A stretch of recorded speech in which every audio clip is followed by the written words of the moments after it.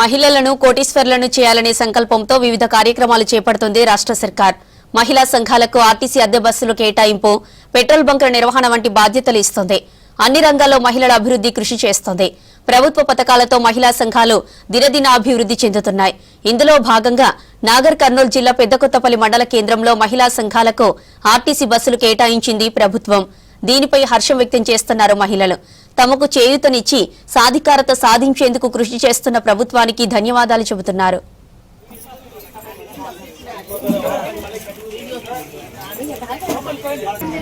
దగ్గర 786 సంఘాలు ఉన్నాయి, 43 వికలాంగుల సంఘాలు ఉన్నాయి. పెద్దకొత్తపల్లి మండలం అనేది సభాపు మండలు. ఇక్కడ ఏ ప్రోగ్రామ్ చేసినా ఫస్ట్ విత్తలనే స్టార్ట్ అవుతుంది.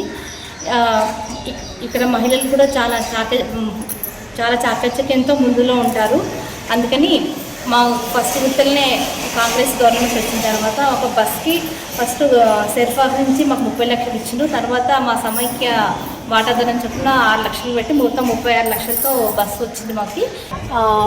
ఈ బస్సు వల్ల ఏంటంటే ఫ్రీగా మేము బస్సు ఎక్కుతున్నాం కదా. ఇప్పటికీ ఆయన చేసిన ప్రభుత్వం వచ్చినప్పటి నుంచి చెప్పిన విధంగా ఆర్టీసీలో ఫ్రీ అయినప్పటికీ కూడా మహిళలకు ఎక్కువ ఇబ్బంది పడుతుంటారు. కాబట్టి మళ్ళీ మా సమైక్య ద్వారా ఆర్టీసీ అప్పు తీసుకొని మాకు ఆర్టీసీ రెంట్ ఇవ్వడం జరుగుతుంది. దాంతో మేము చాలా బస్సులో ఫ్రీగా పోవడం జరుగుతుంది. మాకు నెలకు 69,568 రూపాయలు, మాకు అంటే 50,000 ఏమో సిఎఫ్ అప్పు కింద ఇస్తుంది.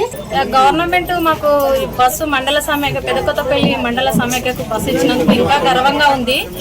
మాకు 18,000 వడ్డీ రావడం, 50,000 అసలు రావడం, అది ఇంకా ఆనందంగా ఉంది.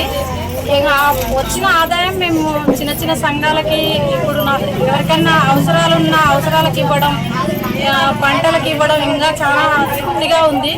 మాకు ఈ రేవంత్ రెడ్డి అన్న వచ్చినాక అన్ని పనులు మహిళలకు మంచిగానే చేస్తున్నాడు. మాకంటూ ఒకటి మా మండలానికి సబబ్ మండలం అని మాకు ఒక బస్సు ఇచ్చిండు. ఆ బస్సు ద్వారా మేము ఉపాధి పొందుతున్నాము. మా మండలానికి ఇప్పటికి పెట్రోల్ బంకు శాంక్షన్ అయింది నాగర్ కర్నూలు తాలూకా ద్వారా. మాకు ఇది సోలార్ది వచ్చింది. మాకు అన్నీ మంచిగా చేస్తున్నాడు.